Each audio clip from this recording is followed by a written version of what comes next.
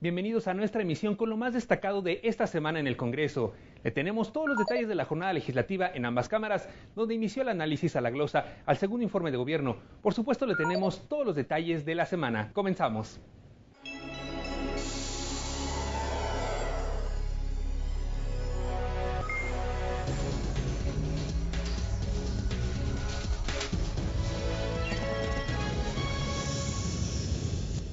Esta semana, ante el Pleno de la Cámara de Diputados, compareció el secretario de Hacienda y Crédito Público, Luis Videgaray Caso, para explicar el segundo informe de gobierno federal en materia de política económica y exponer el paquete fiscal que se propone para el año 2015. Como lo establece la Carta Magna, rindió protesta a decir verdad ante los legisladores.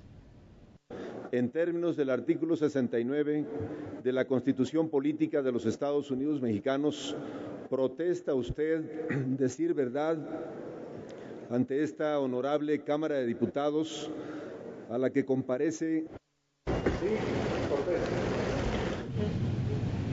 En su primera intervención, el secretario de Hacienda reconoció y felicitó el trabajo de los legisladores por la aprobación de 11 reformas estructurales, así como de diversas normatividades secundarias, con lo que se busca, dijo, transformar al país. El Congreso ya hizo su trabajo, ya estableció las bases para dinamizar nuestro crecimiento económico, hacerlo más incluyente y hacerlo sostenible. Ahora le corresponde al Ejecutivo Federal y también a los órganos autónomos involucrados en la implementación de la reforma, hacer que las reformas se pongan en acción en beneficio del pueblo de México. Sostuvo también que las reformas financiera y hacendaria permitirán más crédito, liberar el potencial de la banca de desarrollo, así como fortalecer la recaudación pública y la aplicación eficiente del gasto. Aseveró además que el paquete fiscal del próximo año está diseñado para crecer. En el paquete económico no se proponen nuevos impuestos ni se propone incrementar los impuestos ya existentes. En este sentido, el Ejecutivo Federal no ha enviado a ustedes modificaciones ni a las leyes fiscales, ni propone tampoco una miscelánea fiscal. Bueno, posterior a la exposición iniciaron los posicionamientos. El diputado Fernando Charleston Hernández, del Partido Revolución Institucional, destacó que el paquete económico propuesto busca manejar de manera responsable las finanzas públicas y mantener la estabilidad económica sin perjudicar el desarrollo nacional. Reconoce que se enfrentan rezagos acumulados durante mucho tiempo en un entorno económico mundial que presenta una recuperación frágil con volatilidad en los mercados financieros. Ello nos emplaza a actuar con cautela y a la vez con decisión para que sea el crecimiento del mercado interno una herramienta que nos permita fortalecer el bienestar de los mexicanos y apuntalar nuestra economía. Por Acción Nacional, el diputado Marcelo Torres Cofiño criticó la conducción de la política económica al denunciar los resultados pobres del gobierno federal en la materia por un rumbo equivocado en la economía, cuya consecuencia, dijo, son los bolsillos vacíos de las familias mexicanas. ¿Y qué decir sobre los precios de la canasta básica, mismos que registraron un aumento del 5.04%? Durante 6 trimestres la economía ha mostrado un mediocre avance de 1.3%, muy por debajo del crecimiento trimestral promedio de 4.3% de los últimos 3 años del pasado gobierno. Ya pasó el primer tercio del gobierno y en economía este gobierno sale reprobado. En representación de la bancada del PRD, la diputada Claudia Bojorque señaló que las cifras demuestran el rumbo equivocado de la política económica que emprende el gobierno federal. Hay que decir que en los 2 años de esta administración el crecimiento económico ha quedado muy por debajo de lo que se estableció en los criterios de política económica. Para 2013 se pronosticó un crecimiento de 3.5 y solo se logró menos de la tercera parte, 1.1%.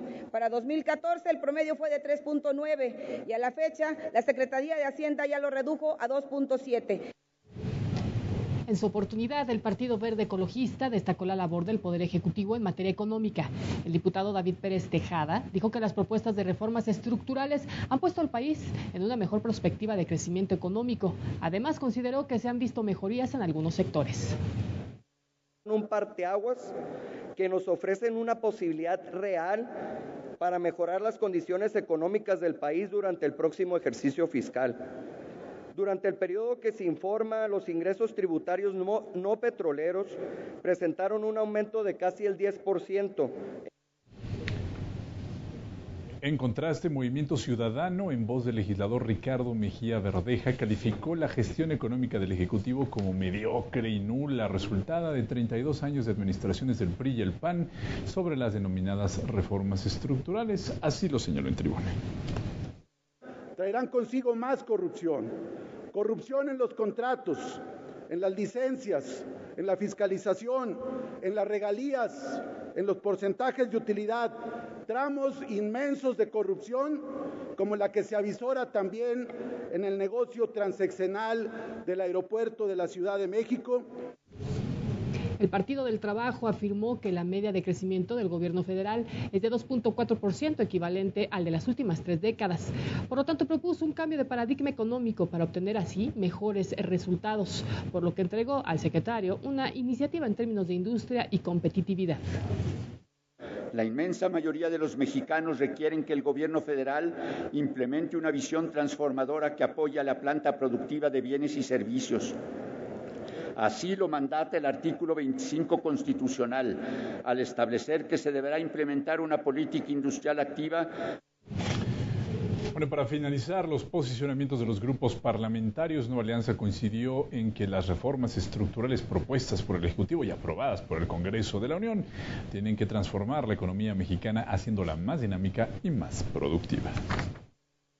El desafío ahora es garantizar que se alcancen las metas planteadas y la certeza de que los cambios se traduzcan en bienestar efectivo para todos. No hay lugar ya para más promesas. Terminó la etapa de generar expectativas con las reformas. El titular de la Secretaría de Hacienda y Crédito Público, Luis Videgaray Caso, compareció ante el Pleno de la Cámara de Senadores para explicar la política económica de la actual Administración Pública Federal.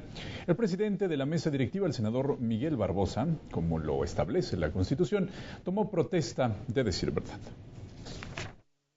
Doctor Luis Videgaray Caso, en los términos de lo dispuesto por el artículo 93 de la Constitución Política de los Estados Unidos Mexicanos, ¿protesta usted decir verdad en la información que exponga a esta Asamblea?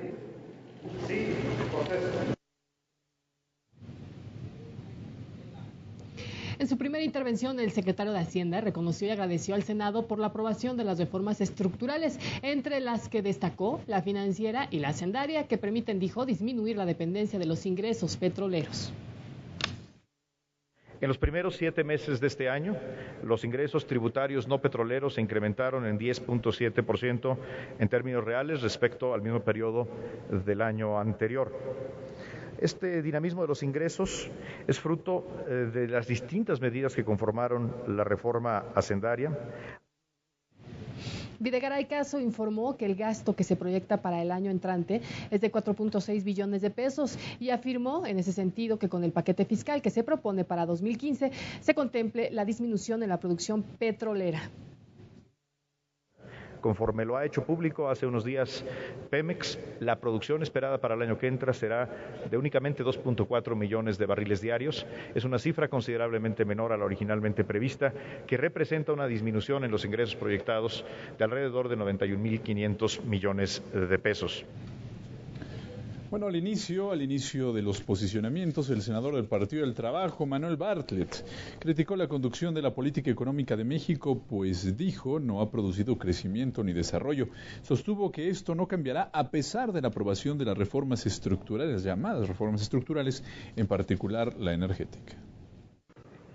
Y ahora, ¿creen que cediendo los sectores estratégicos vamos a crecer?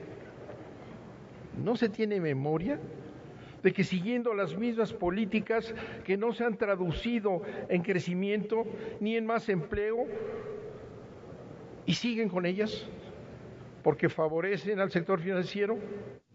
En contraste, el senador del Partido Verde, Luis Armando Melgar, aseveró que las reformas estructurales muestran la ruta para lograr crecimiento económico, pero hace falta su completa implementación para ver resultados.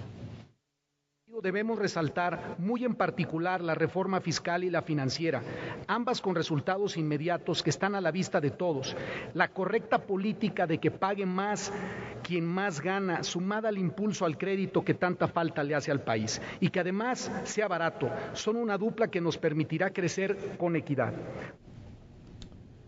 Bueno, por el Partido de la Revolución Democrática, el senador Mario Delgado Carrillo cuestionó al funcionario sobre las bajas expectativas del crecimiento económico a pesar del aumento en el gasto del gobierno y se pronunció por lograr una reforma en la materia. La gran reforma estructural pendiente, secretario, es la reforma del gasto público. En los últimos 10 años, el gasto corriente ha crecido en promedio por encima de la economía. Hemos tenido un comportamiento propio de un gobierno voraz que cada vez le quita más recursos al sector productivo. Por la bancada de Acción Nacional, el senador Francisco Búrquez criticó la poca efectividad de la reforma hacendaria, pues sostuvo que el aumento en impuestos le costó varios lugares a nuestro país en diversos índices internacionales de competitividad. Hago un llamado a todos los partidos de oposición y del PRI mismo para que nos unamos en una contrarreforma fiscal. Sí, una contrarreforma fiscal. Si ya logramos ponernos de acuerdo y transformar muchas inercias del país con las reformas estructurales que impulsamos desde el legislativo, también podemos ser capaces de corregir el rumbo de la mala economía que hoy sufren las familias mexicanas. El senador del PRI, José Francisco Yunes Zorrilla, destacó que se aprobaron reformas que en otro momento fueron impensables sin la participación activa de las fuerzas políticas en el Congreso y las cuales arrojan desarrollo y crecimiento económico. Ahora ya que se lograron, habrá que instrumentarlas y concederles el tiempo de maduración necesario para obtener los resultados ansiosamente esperados. No antes de este lapso habrá resultados, pero México camina hacia el rumbo correcto. Esta semana también compareció ante el Pleno del Senado el titular de la Secretaría de Gobernación, Miguel Ángel Osorio Chong, para exponer el segundo informe de la Administración Pública Federal en materia de política interior. El presidente de la mesa directiva, senador Miguel Barbosa, tomó protesta al funcionario como lo establece la Carta Magna. Licenciado Miguel Ángel Osorio Chong, en los términos del dispuesto por el artículo 93 de la Constitución Política de los Estados Unidos Mexicanos, protesta usted decir verdad en la información que exponga a esta Asamblea y ante las preguntas y, en su caso, las réplicas que le formulen las señoras y los señores senadores. En su discurso inicial, el titular de la Secretaría de Gobernación afirmó que bajaron considerablemente todos los indicadores de combate a la violencia y la inseguridad gracias a programas de fomento a la cultura de prevención y a la acción de las fuerzas federales. Se ha logrado neutralizar a 84 de los 122 objetivos relevantes de la delincuencia organizada. 71 de ellos hoy rinden cuentas ante la justicia. Es bajo esta visión integral de corresponsabilidad y resultados como juntos estamos logrando avances. Entre septiembre y diciembre de 2013 se logró una disminución constante en los delitos que más afectan a la sociedad.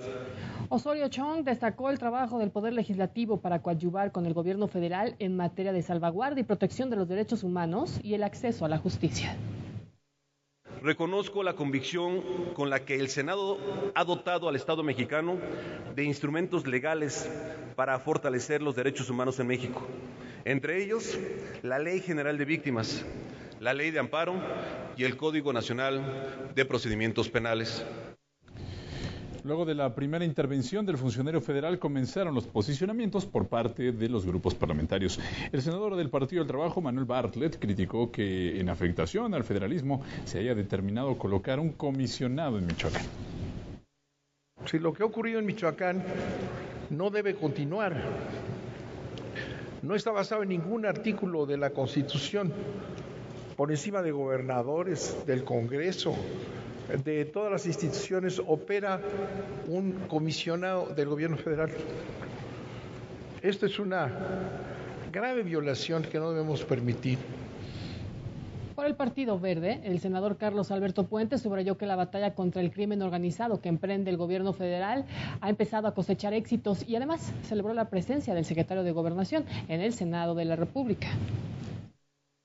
Observamos con interés que la incidencia delictiva ha tenido una sensible reducción, particularmente en cuanto a los homicidios dolosos reportados y con especial impacto en entidades que anteriormente eran las más lastimadas por la violencia y el crimen organizado, como los estados de Chihuahua, Nuevo León y Tamaulipas. El senador del PRD, Alejandro Encinas, afirmó que el bienestar de la población no se logra mediante el reparto de despensas, sino con crecimiento económico que deriva en incremento de los salarios, y recalcó que la Secretaría de Gobernación debe fortalecer al Estado y no la figura presidencial en un acto de regresión política. No se puede regresar a los tiempos de la Secretaría de Gobernación dedicada al control político. No vamos a permitir una secretaría que se asuma como policía política, ni que resurjan las prácticas de la guerra sucia que vivió el país en los años 70. Por su parte, el Partido Acción Nacional manifestó que el gobierno federal no ha dado crédito a la oposición respecto a las reformas estructurales aprobadas recientemente. Cuestionó las palabras del titular del Ejecutivo y además dijo que quien ha dicho que el Pacto por México ya dio sus frutos, pues no es cierto. Reprobó, por tanto, los resultados en el combate también a la inseguridad. Por desgracia, somos referente negativo en cuanto a crimen organizado. Las oportunidades se pierden en el contexto internacional. Por ejemplo, se dice, no inviertan, no vacacionen, no trabajen en México. Y mucho de esta percepción es la tolerancia a la corrupción, acompañada de este mal social que es la impunidad. Bueno, y precisamente en relación a estos señalamientos hechos por Acción Nacional, la senadora Cristina Díaz del Partido Revolucionario Institucional afirmó que el Ejecutivo sí tiene una estrategia de seguridad y que la detención de Joaquín Guzmán Loera y otros líderes del crimen organizado, del tráfico de estupefacientes, son prueba de ello. También se refirió a la creación de la Gendarmería Nacional. Vemos positivamente la creación de la División de la Gendarmería de la Policía Federal, compromiso cumplido del presidente Enrique Peña Nieto, que elevará la seguridad y prosperidad de las regiones del país más afectadas por la delincuencia.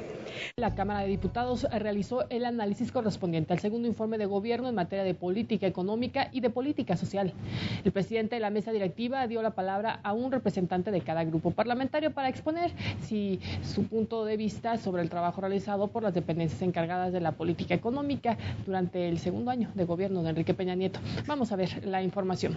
La política económica bien encaminada, dijeron, debe construir condiciones para que haya empleo y para que el país ofrezca mayores oportunidades. Así lo expresó la diputada de Nueva Alianza, María San Juana Cerda Franco, quien recordó que su partido ha apoyado en todo momento las reformas propuestas por el Ejecutivo Federal. Sin embargo, señaló que este es el momento de revisar el modelo económico del país. Es importante entonces que sin pasiones ideológicas revisemos los fundamentos del modelo económico instaurado en un momento histórico distinto para determinar si sus premisas, las fundamentales, siguen siendo válidas a la luz de los actuales indicadores de desarrollo económico y social. Mientras que en el último año de gobierno de Felipe Calderón se registró un 3% de crecimiento económico, en lo que va del segundo año de esta administración se ha registrado solo un 1% de crecimiento. Así lo hizo notar el diputado del Partido del Trabajo, Alberto Anaya, quien consideró que el modelo neoliberal es el que ha impedido que el país tenga mejores cifras de crecimiento. No aprendemos que ese modelo nos va a llevar totalmente a la catástrofe, que ya por 32 años no ha habido resultados y no los va a haber porque sencillamente estas reformas atacan fundamentalmente la posibilidad de expansión de la economía mexicana. El diputado Víctor Manuel Jorrín explicó que la balanza de pagos ha tenido un déficit de 1.229 millones de dólares, lo cual representa un aumento de la pobreza de los mexicanos. Señaló que los ingresos per cápita disminuyen con el alza de impuestos. Además, cuestionó que la aprobación de las reformas tenga un efecto favorable para la economía. El segundo informe de gobierno se presenta con cifras alarmantes desde diciembre de 2012, cuando se tomó posesión. La pobreza aumentó en 2.1 millones de personas en promedio, 105,000 nuevos pobres por mes. Repito, 105,000 pobres por mes, de acuerdo con el cálculo que hace el doctor Julio Volvinic. El Partido Verde Ecologista de México resaltó que se ha impulsado una política de austeridad y que el crecimiento económico tiene sustento en la política social. Sin embargo, reiteró que es necesario tener un soporte en la productividad y en la competitividad. Por lo pronto, los mecanismos para aumentar la competencia en el mercado mexicano y el incremento del crédito interno al sector privado representan una gran contribución que sin duda impactarán el crecimiento de la micro, pequeña y mediana empresa y de los trabajadores, ya que esto les dará mejores oportunidades a los trabajadores de desarrollo a futuro. El grupo parlamentario del PRD rechazó los beneficios de los que habla el gobierno federal y destacó que el país se mantiene en un modelo de desmantelamiento de las instituciones del Estado. La diputada Liet Mariana Bautista Bravo destacó que se han presentado importantes aumentos de la inflación. Puedo decir que el balance de este último año del gobierno federal ha sido negativo para México y no se ha visto reflejado en una mejora del nivel de vida de los mexicanos y mexicanas. Cada vez trabajan más, ganan menos, comen menos y viven peor. Nos quedamos esperando para que en este año se comience a reflejar los resultados de la reforma laboral aprobada en el 2012 y, sin embargo, ayer el presidente de la República reconoció el fracaso de esa política laboral al ofrecer un plan fiscal que regularice al 60% de nuestra economía, es decir, al sector informal. Acción Nacional aseguró que no se han generado los empleos necesarios y que el país necesita crecer por lo menos al 4 o 5% con o sin reformas estructurales. Destacó el bajo desempeño económico con la actual administración. La miscelánea fiscal, que ha tenido efectos muy negativos en nuestra economía y, por supuesto, han inhibido el crecimiento económico y en la generación de nuevos empleos, como en su oportunidad se los advertimos. Esta miscelánea no ha servido para impulsar el desarrollo del país. Al contrario, únicamente ha impuesto una mayor carga tributaria a los contribuyentes. Hoy observamos a millones de mexicanos que pagan sus impuestos con apego a la ley y, sin embargo, el gobierno no ha actuado con reciprocidad y con puntualidad necesaria. El grupo parlamentario del PRI señaló que México ha realizado cambios de fondo y que se están implementando acciones para elevar el crecimiento económico, aumentar la productividad y generar un ambiente más propicio para la inversión. Para ello se crea la Financiera Nacional de Desarrollo Agropecuario, Rural, Forestal y Pesquero como un nuevo banco de desarrollo encargado de impulsar el financiamiento de este tan importante sector. Otro sector primordial es el de los emprendedores y las MIPYMES, que generan el 74% de los empleos formales del país. Para este fin, se creó el Instituto Nacional del Emprendedor, que a la fecha ha respaldado a cerca de 500,000 de MIPYMES y a más de 391,300 emprendedores. Al abordar la política social, un legislador a nombre de cada grupo parlamentario subió a tribuna para realizar su balance de las acciones emprendidas por el Ejecutivo durante el segundo año de su administración. La diputada Cristina Olvera Barrios, de Nueva Alianza, señaló que en materia de política social existe la necesidad de generar un desarrollo justo que eleve la calidad de vida en el país. Resaltó los beneficios de la política social implementada, así como lo establecido en el Plan Nacional de Desarrollo en materia de igualdad de oportunidades. Para Nueva Alianza llegó la hora de fortalecer políticas públicas en materia educativa, cultural y científica. La educación pública, laica, gratuita y de calidad es hoy una política de Estado y responsabilidad compartida para todos los sectores sociales y productivos. El diputado Arturo López Cándido del Partido del Trabajo señaló que en materia de seguridad los homicidios dolosos se incrementaron, así como los delitos de secuestro y las extorsiones. En materia económica destacó que el crecimiento previsto para 2014 proyectado por la Secretaría de Hacienda y Crédito Público es de 2.7%, mientras que el Producto Interno Bruto creció 1.3% en 2013. Estas cifras, indicó el legislador, son menores a 4% con las que se cerró el 2013. Desde mi punto de vista, desde el punto de vista del Partido del Trabajo, han hecho retroceder al país por más de 50 años.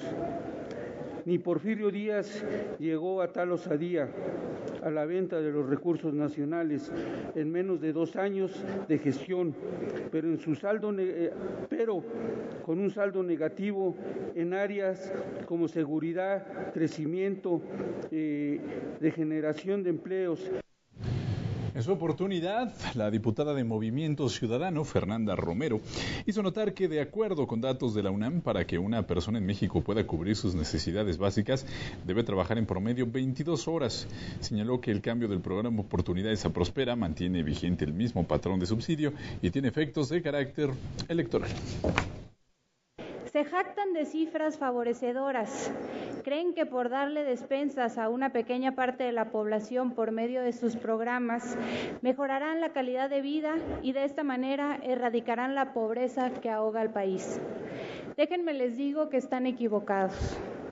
La diputada María del Rosario Pariente Gavito del Partido Verde Ecologista recordó que se prometió que durante este gobierno se daría especial atención al desarrollo social y desde su opinión señaló, pues se ha dado cumplimiento, por lo que externó el apoyo de su grupo parlamentario al Ejecutivo Federal.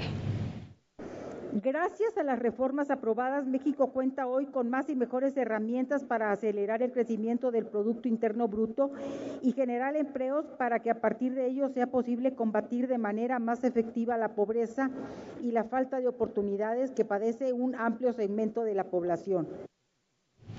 Para el grupo parlamentario del PRD no existe igualdad de la atención de los derechos civiles, políticos, económicos y socioculturales. La diputada Marta Lucía Mitcher Camarena reiteró que las acciones de gobierno federal están basadas en la inequidad, la exclusión y que son invisibles. Recordó que los programas sociales no han mejorado la calidad de vida de las madres. Aseguró que no se ha mejorado el transporte público y tampoco ha disminuido la pobreza. Sigue siendo un Estado fallido, lo ratificamos. No hay menos violencia, no hay una mejor educación para las mujeres, no hay una interrupción legal del embarazo en este país. Y en el presupuesto federal que hemos analizado durante 6 meses, ha sido un largo y tortuoso camino que una mujer acceda a un pinchurriento crédito de 5,000 pesos, donde la SEDATU le pone a una microfinanciadora para que venga desde no sé dónde a tomar un taller y regrésate por el documento y vuelve a venir por pinchurriento 5,000 pesos.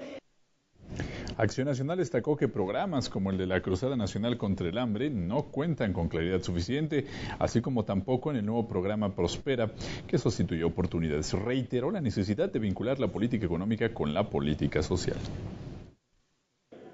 Lo que sí es claro es que la estrategia estrella sienta sus reales en municipios con alta rentabilidad electoral como Ecatepec, el más poblado del país, de donde fue presidente municipal el hoy gobernador Erubiel Ávila, y deja fuera de la misma poblaciones donde la pobreza lacera por lo tangible. En síntesis, sin reglas de operación y a los ojos de la realidad, se vislumbra la cruzada contra el hambre como un gigante con pies de barro. El Partido Revolucionario Institucional señaló que la política social de nueva generación se concibe como un instrumento de política pública que brindará a las personas en rezago social que logren su autonomía, incrementen su productividad y sean integrados a la economía de mercado.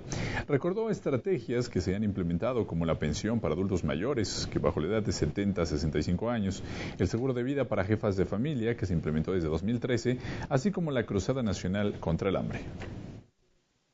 La política social ha dado frutos a través del programa Oportunidades y la Cruzada Nacional contra el Hambre. Hoy, la población en pobreza extrema con carencias de acceso a la alimentación alcanza 1.5 millones de personas menos que al inicio del sexenio. El Pleno de la Cámara de Diputados también analizó el tema de política interior del país.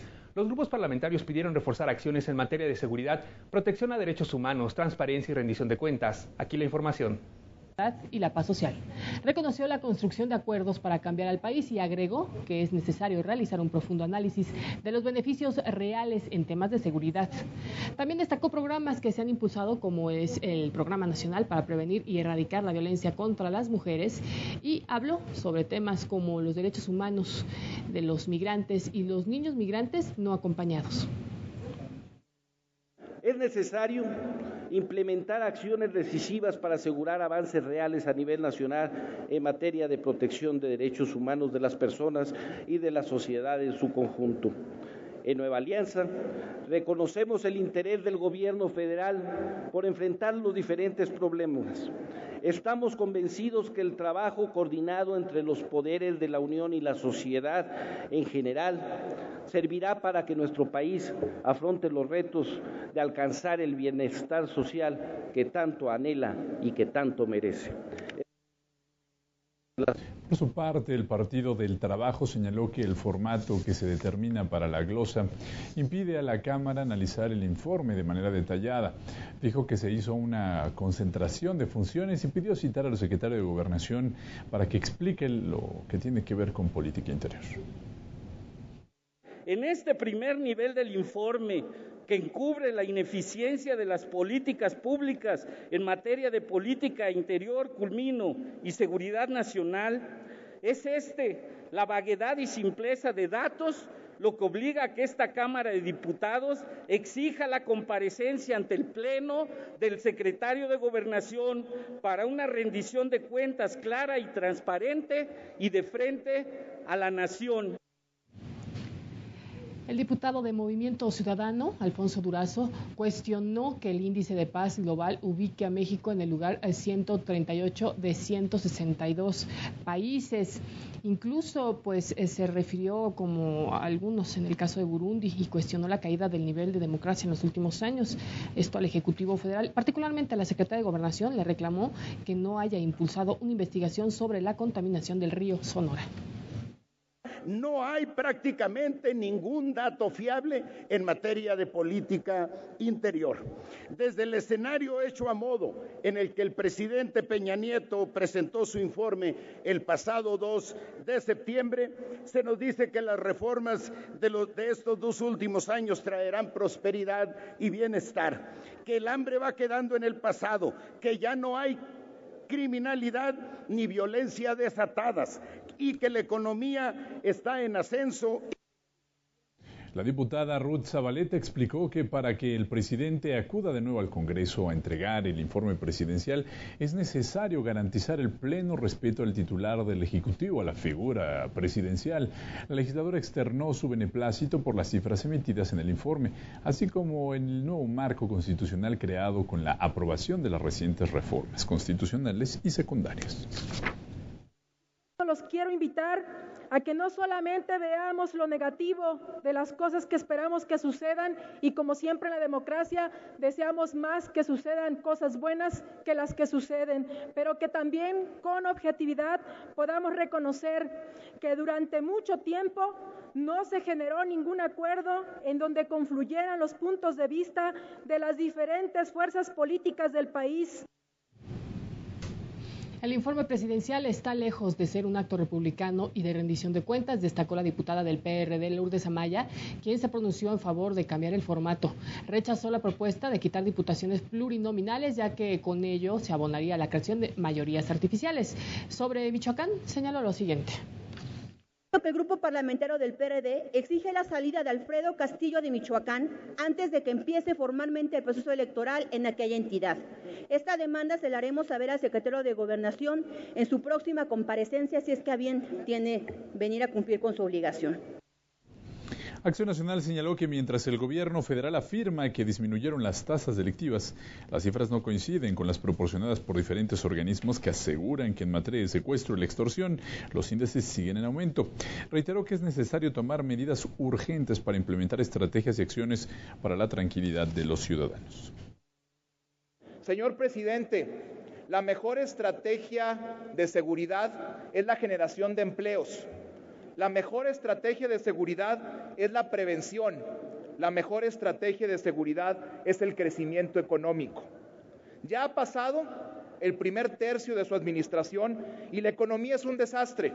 Así no vamos a poder tener seguridad en este país. Señor presidente, lo que sea que usted está haciendo en materia de seguridad es todo menos una estrategia. El PRI aseguró que el gobierno federal impulsa una estrategia con el objetivo de garantizar la seguridad de las personas, que respete la pluralidad de la sociedad y el funcionamiento de las instituciones democráticas. Reiteró que se redujo en 7% el delito del secuestro en el último año y destacó la implementación de acciones como son la Gendarmería y la Estrategia Nacional Antisecuestro. Conscientes de la necesidad de fortalecer la capacidad operativa de los institutos armados, el actual gobierno realiza acciones de construcción, mantenimiento de instalaciones castrenses, al igual que de la renovación y modernización del parque vehicular y la flota aeronaval. Al terminar las participaciones de la política interior de México durante el último año, se dio paso a los diferentes grupos parlamentarios para hablar sobre el papel de México en materia de política exterior. Nueva Alianza señaló que se ha implementado una estrategia internacional en busca de aprovechar al máximo las oportunidades del país en cuanto a su participación en organismos como el G20, la integración económica de México en América del Norte, en la relación con Europa como socio estratégico en materia económica, así como ampliar las relaciones con China y Japón. En cuanto a Estados Unidos, el diputado Luis Antonio González Roldán señaló que se ha emprendido una agenda más extensa y habló sobre el tema migratorio. México es un país de origen, tránsito, destino y retorno del migrante. Estas circunstancias imprimen la necesidad de construir y dirigir políticas públicas que atiendan dicho fenómeno, poniendo en el centro a la persona, considerada como sujeto de derechos y aliada del desarrollo desde una perspectiva regional, corresponsable y de largo aliento que genere esquemas de gobernanza migratoria y desarrollo humano. La diputada del Partido del Trabajo, Loreta Ortiz Alf, cuestionó la política de derechos humanos de nuestro país, destacando que la actual administración ha desestimado observaciones de organizaciones como la ONU en materia de delitos como desaparición forzada. Destacó que la reforma energética pueda darle a las transnacionales un estado de excepción. México renuncia a su inmunidad soberana, subrayo inmunidad soberana, que le corresponde como Estado y acepta resolver cualquier diferencia o conflicto relacionado con la inversión de los extranjeros a arbitrajes internacionales del CIADI, sin tener que agotar los recursos internos. La diputada de Movimiento Ciudadano, Marta Beatriz Córdoba, indicó que hoy más que nunca el país está lejos de proyectarse hacia un mayor liderazgo global y aseguró que en años recientes la política exterior se ha caracterizado por una falta de estrategia. Hizo notar que la Cancillería no se ha pronunciado en temas fundamentales como la situación en Palestina o los abusos a connacionales en la frontera estadounidense. Tan solo basta analizar los trabajos realizados en lo que va de la presente administración encabezada por Enrique Peña Nieto, quien ha demostrado conducir el destino de la política exterior de una manera miedosa y débil, y con una total falta de autenticidad, de conformidad con la realidad social que vivimos en nuestro país. La diputada Rosa Elba Pérez del Partido Verde Ecologista destacó que la política exterior se ha mantenido fiel a los principios constitucionales. El presidente Enrique Peña Nieto ha impulsado el fortalecimiento de los vínculos del país con América Latina y el Caribe. Destacó la participación del país en la cumbre de la Alianza del Pacífico, donde los presidentes de Chile, Colombia, México y Perú suscribieron un protocolo adicional al marco que desgravó el 92% de los productos comercializables. En administraciones anteriores, la diplomacia mexicana perdió su posición de líder latinoamericano, rebasada por Brasil, Venezuela y Argentina. Pero para retomar el protagonismo perdido en la región, el gobierno mexicano participa activamente en la Alianza del Pacífico. El PRD dijo que se perdieron relaciones esenciales en prácticamente todo el planeta. La diputada Amalia García Medina reiteró que es necesario hacer un balance sobre lo que ha sido el Tratado de Libre Comercio con América del Norte. Afirmó también que falta enfocar objetivos en otros lugares. Y yo creo que hoy lo que requerimos entonces es pensar en la política exterior en un mundo global que se ha acercado con objetivos. ¿Cuáles son nuestros objetivos? Si yo pongo el acento en el caso de Estados Unidos, en un asunto que parecería no sustancial, pero lo es. Hay 33 millones de personas de origen mexicano. ¿Qué hace países como Israel en Estados Unidos? Con una presencia económica, política, cultural en esa nación, despliegan una gran actividad y cabildeo impresionante. México tendría que hacerlo. Acción Nacional señaló que falta visión de Estado en materia de política exterior. Dijo que se ha mostrado poca solidaridad con los migrantes mexicanos en los Estados Unidos, así como frente a crisis humanitarias, desastres naturales, quebrantamientos de la paz, entre otros asuntos. Aseguró que el informe no está diseñado para ofrecer un balance sobre el estado general que guarda la administración pública. Esa es la política exterior sobre la que se reporta, la política del spot y de cuentas alegres, pero sin resultados para los mexicanos. Por otro lado, el informe carece de una herramienta esencial para evaluar su efectividad, congruencia y pertinencia. ¿Cuáles son los objetivos que México persigue al buscar ser la sede de la primera conferencia de los Estados partes del Tratado sobre Comercio de Armas de las Naciones Unidas? Finalmente, el diputado Eloy Cantú Segovia de la fracción del PRI subrayó la relación con países como China, Medio Oriente, en donde ha tenido acercamientos en busca de explotar oportunidades de inversión y comerciales. Dijo que se dio un relanzamiento de la relación con Cuba y habló de la diversidad de temas en la agenda bilateral con los Estados Unidos.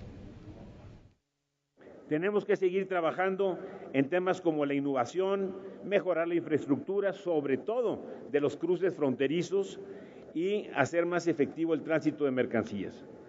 También en la presente administración, en Estados Unidos particularmente, se han fortalecido los consulados para que, además de protección y apoyo a los mexicanos que radican en ese país, se reconozca a la migración como agente de desarrollo y del enriquecimiento social y cultural. Esta semana también hubo gran actividad en las comisiones de trabajo de la Cámara de Diputados.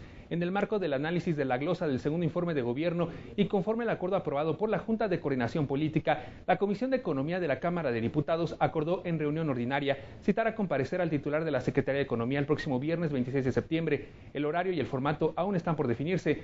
Por lo pronto, el presidente de la comisión, diputado Mario Sánchez, adelantó que se buscará un formato dinámico.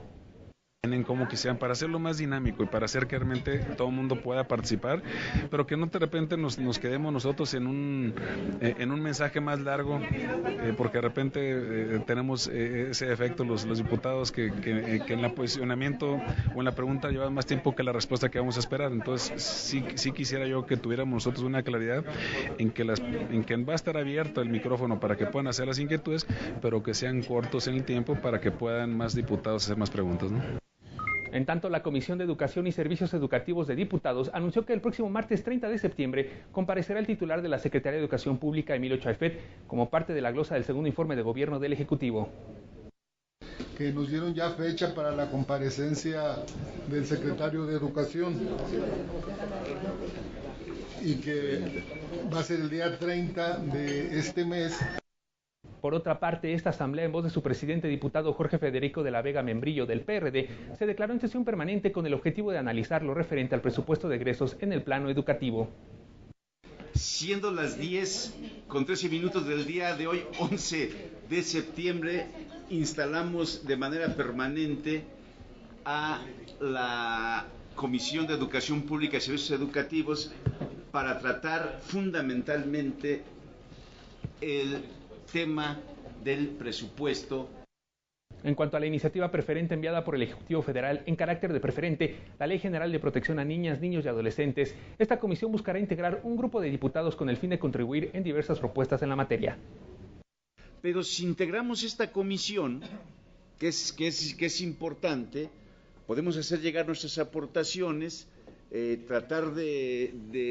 sino de sentarnos en los espacios que correspondan, pues para sacar adelante las propuestas. En el Senado también hubo una gran actividad legislativa. Aquí los detalles de esta semana. En el Senado de la República, las comisiones de derechos de la niñez y de adolescencia, de atención a grupos vulnerables, para la igualdad de género, educación, derechos humanos y estudio legislativo segunda, quedaron instaladas en Comisiones Unidas para el análisis de la iniciativa preferente enviada por el Ejecutivo, mediante la cual se expide la Ley General para la Protección de Niñas, Niños y Adolescentes. La creación de ciertas instituciones como la Procuraduría Federal de Protección de los Niños, Niñas y Adolescentes, las Procuradurías locales, el Sistema Nacional de Protección y los sistemas estatales de protección y instrumentos regulatorios de política pública.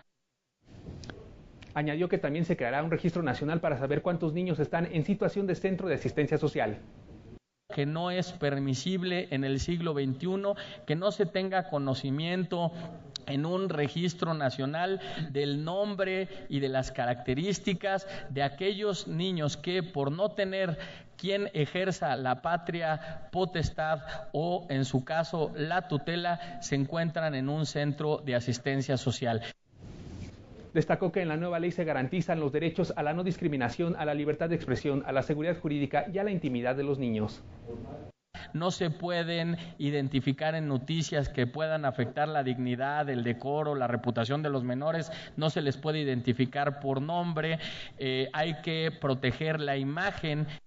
Finalmente reconoció la labor del Poder Legislativo al trabajar durante los últimos años en la materia, labor que fue la base de la propuesta del titular del Ejecutivo.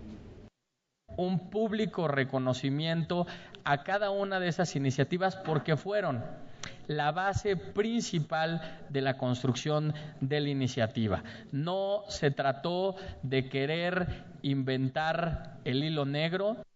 Los presidentes de la mesa directiva de la Junta de Coordinación Política y del Instituto Belisario Domínguez del Senado, así como senadoras y senadores de distintos grupos parlamentarios, recibieron al jefe de gobierno del Distrito Federal, Miguel Ángel Mancera, quien presentó su propuesta para incrementar el salario mínimo en el país. Esta iniciativa plantea impulsar un acuerdo nacional para incrementar en el año 2015 el salario mínimo a 82.86 pesos diarios y que alcance los 171 pesos antes de que termine el actual sexenio. La propuesta también plantea deslindar el salario mínimo de la unidad de medición de derechos y multas mediante la creación de una ley general de la unidad de cuenta del Estado. Es trascendente para la sociedad, para la economía de México, la revisión del tema salarial, y hoy que está puesto en el escenario no va a haber nadie que lo baje. Así es que es un asunto que tenemos que abordar desde la pluralidad política, desde la diversidad de fuerzas, desde la sociedad, desde los sectores empresariales, desde el sector de trabajadores, dirigencias sindicales, y acá en el Senado de la República hemos decidido encauzar de manera institucional este debate. Integrar una comisión interinstitucional presidida por el secretario de Hacienda con la integración del Banco de México y demás instituciones financieras y económicas del país que puedan ir monitoreando de qué magnitud pueden ser los cambios sin afectar otras variables en la economía. Por último, modificar el calendario de la determinación del salario mínimo para que esta determinación no afecte las negociaciones contractuales. Desindizar el salario mínimo es una tarea principal para poder seguir avanzando con la propuesta. Hemos analizado los diferentes esquemas de comparación con otros países, las formas en que sí han podido avanzar, la posición que ocupa México hoy respecto de esta tarea, y también analizado las variables que tienen que ver con la productividad, con la inflación y por supuesto con la recuperación de los trabajadores. Los coordinadores parlamentarios del PRI y el PAN coincidieron en que el objetivo es resolver uno de los mayores problemas que enfrentan las familias mexicanas que reciben salarios mínimos que afectan su bienestar económico. Coincidir en que a partir de este planteamiento pueda generarse el crecimiento económico en muchos rubros. Coincidir en que obviamente debemos dejar de tener el salario mínimo solo como un referente en casi 282 leyes, y que creo que el planteamiento que se hace de hacer una sola que sustituya el término en todas las demás podría resolverlo. Preocupante que México tenga el salario mínimo más bajo frente a la OSD, pero más preocupante que también lo tenga, quitando a Haití, haciéndolo a un lado, frente a América Latina, en el poder adquisitivo de su salario mínimo.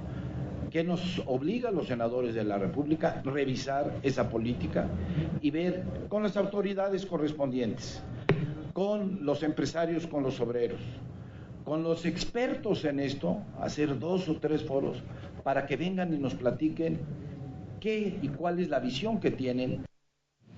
Esta semana el Partido Movimiento de Regeneración Nacional Morena acudió al Senado de la República a entregar alrededor de 2.712.285 firmas de ciudadanos que respaldan la solicitud de consulta popular en materia energética.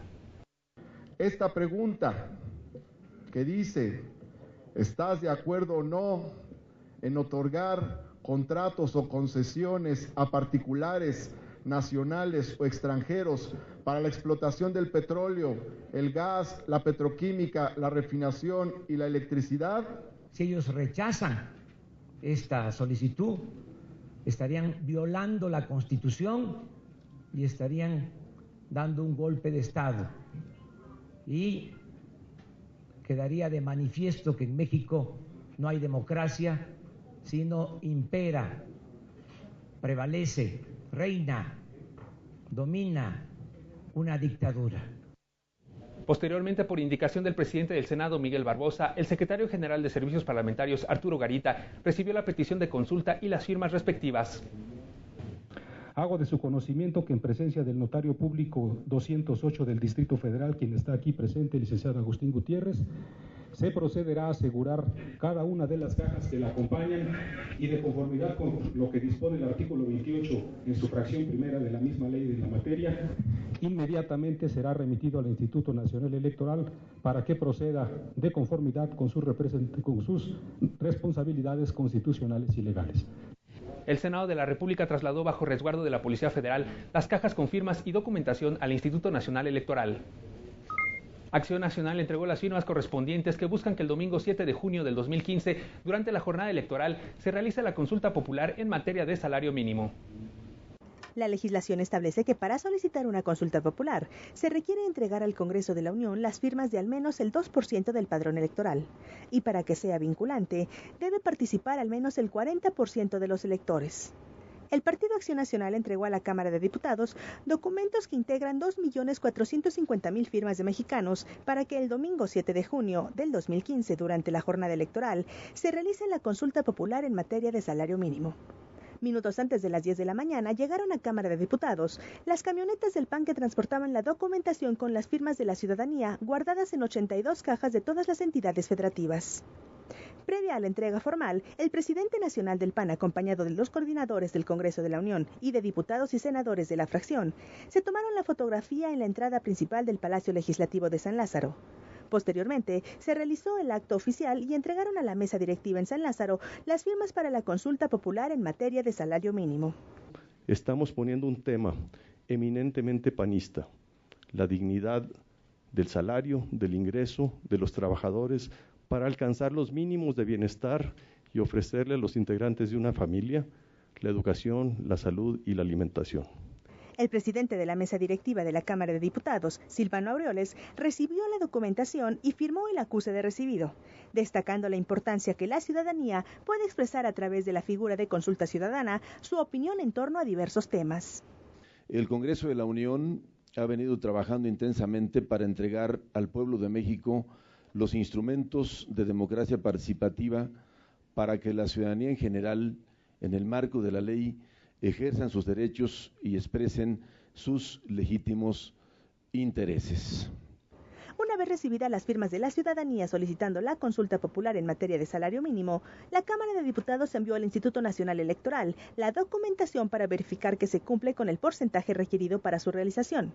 Y será la Suprema Corte de Justicia de la Nación quien resuelva la constitucionalidad del tema, así como la validez de la pregunta que se propone sea formulada. Muchas gracias por acompañarnos en una edición más de esta semana en el Congreso. Les recuerdo que puede mantenerse informado día tras día a través de Noticias del Congreso de lunes a viernes a las 8 de la noche. Hasta la próxima.